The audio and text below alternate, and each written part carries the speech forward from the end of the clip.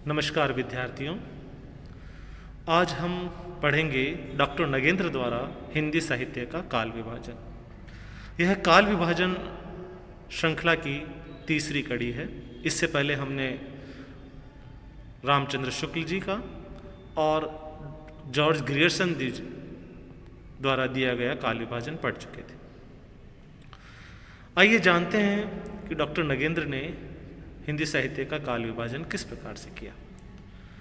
उन्होंने सबसे पहले काल को आदिकाल नाम दिया और इसकी सीमा 7वीं शती के मध्य से 14वीं सदी के मध्य तक मानी। अब यहाँ पर एक प्रश्न उठता है कि 7वीं सदी से मध्य से 14वीं सदी के मध्य तक जब ये काल विभाजन दिया तो क्या 7वीं सदी में हिंदी लिखी जा रही थी?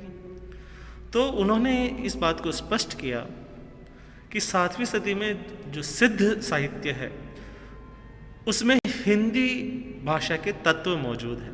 वहाँ से आपको हिंदी की प्रवृत्तियाँ दिखाई देने लगती हैं।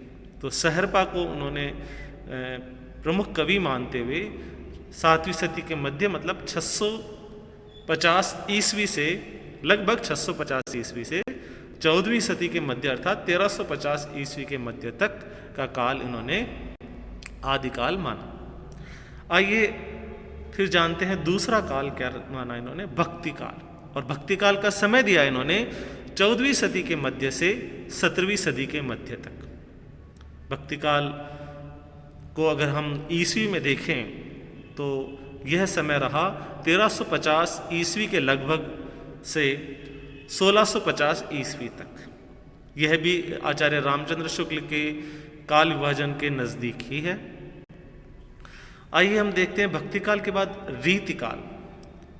रीतिकाल नाम इन्होंने दिया और रीतिकाल का जो समय है वह 17वीं सदी के मध्य से 19वीं सदी के मध्य तक माना। अर्थात 17वीं सदी का अर्थ है 1650 ईस्वी और 19वीं सदी के मध्य तक का अर्थ है 1650 ईस्वी से 1850 ईस्वी तक का समय रीतिकाल का समय माना जाता है। आइए हम पढ़ते हैं आधुनिक काल।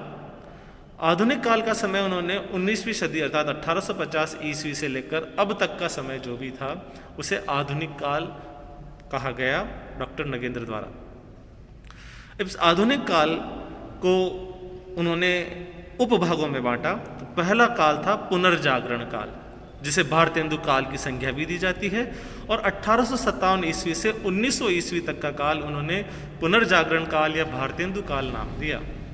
दूसरा काल है जो कि आपकी स्क्रीन पर दिखाई दे रहा है, जागरण सुधार काल।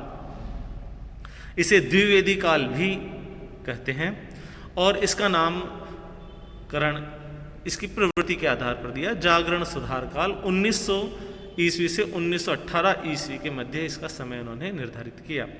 1918 ईस्वी से 1938 ईस्वी तक का समय छायावाद काल के नाम से जाना गया।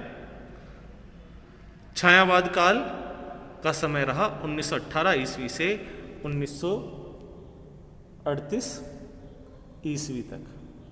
ध्यान रखिएगा यहाँ ईस्वी है। इसके बाद हम बात करते हैं छायावादोत्तर काल। तो छायावादोत्तर काल में का समय 1938 से लेकर अब तक का समय निर्धारित किया। इस छायावादोत्तर काल के भी उन्होंने 2 टुकड़े किए। पहला है प्रगति प्रयोग काल।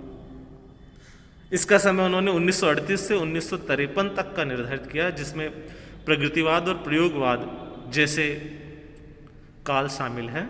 तो प्रगति प्रयोग काल को इन्होंने 1938 से 1953 तक का नाम दिया गया। इसके बाद हम बात करते हैं नवलेखन काल।